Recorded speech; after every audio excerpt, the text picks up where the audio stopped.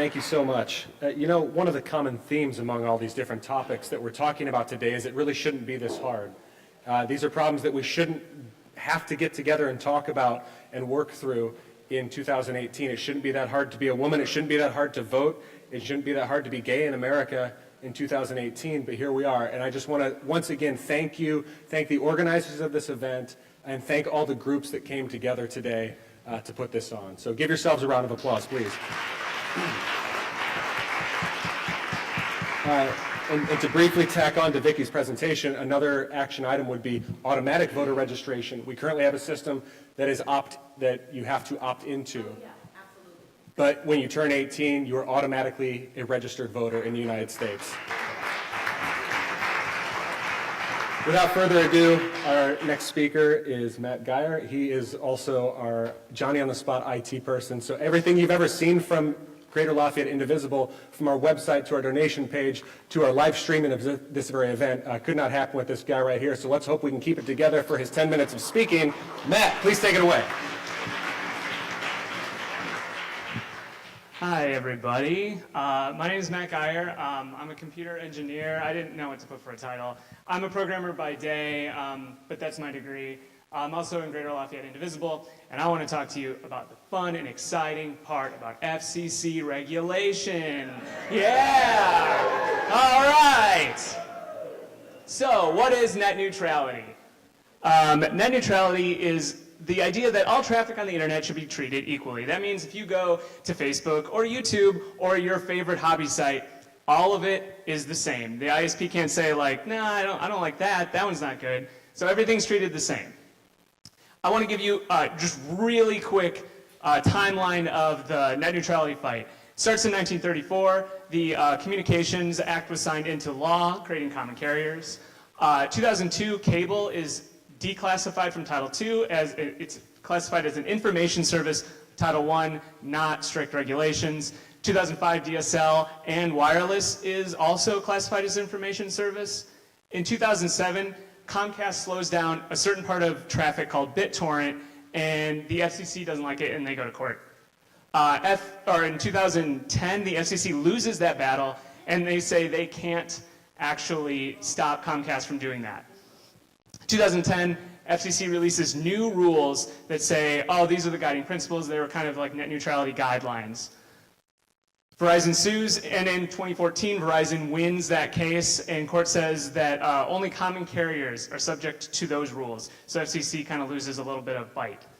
2015, the only option they had was to reclassify internet service providers as common carriers under Title II, and in 2017, the FCC, led by Ajit Pai, repeals the 2015 decision, and ISPs are no longer bound by Title II.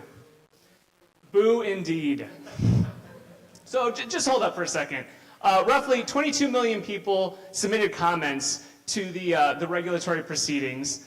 98.5 of the unique comments, because there was a lot of bots that ended up on that form too.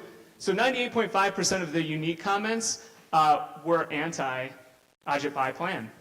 And this is from one of the Democratic commissioners on the FCC. Despite the millions of comments, letters, and calls received, this order cites not even one consumer comment of the millions.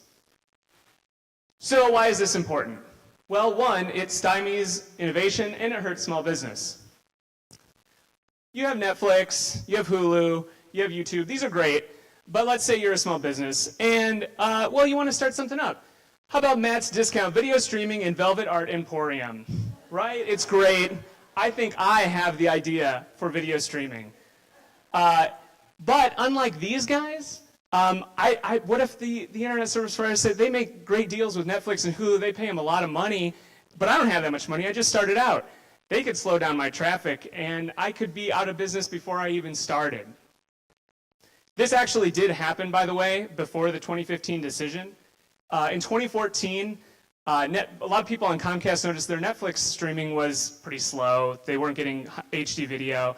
Then Comcast said, hey, how about you give us a little money, we could directly connect you and it could help you out. They did, and if you look, wow, as soon as they paid, it jumped right up.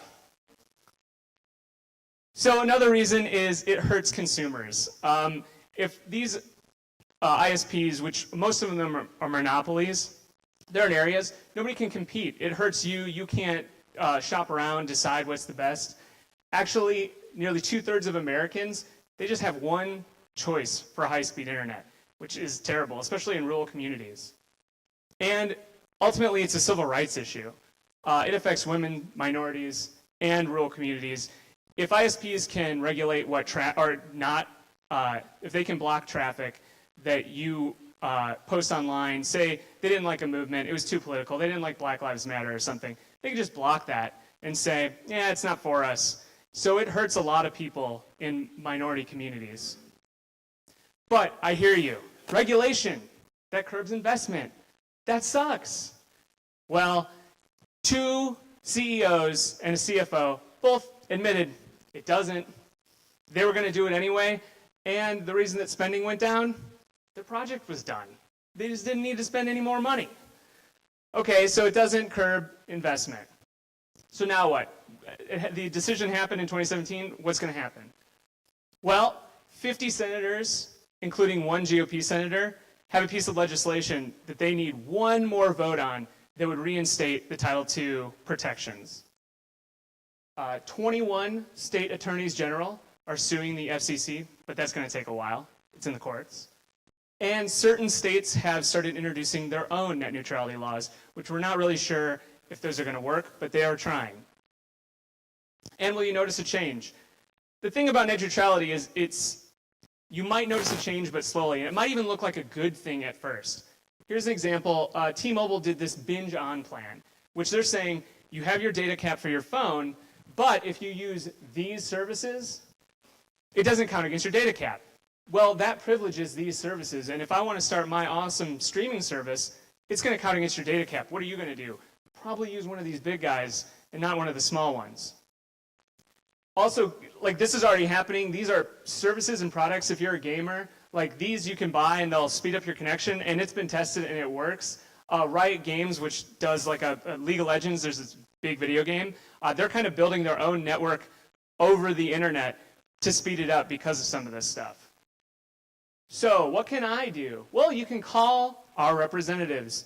All of them took money from telecoms. So you can call them and say, I support net neutrality rules backed by strong Title II regulations. If you can, choose an ISP that supports Title II net neutrality. There's not a lot of them. If you have a choice, you can always vote with your dollars. That's important.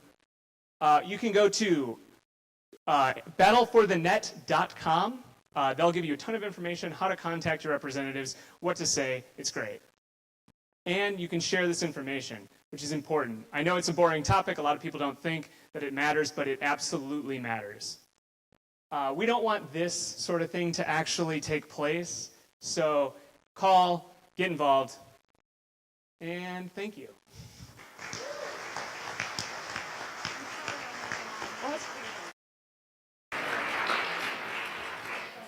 Thank you so much, Matt. And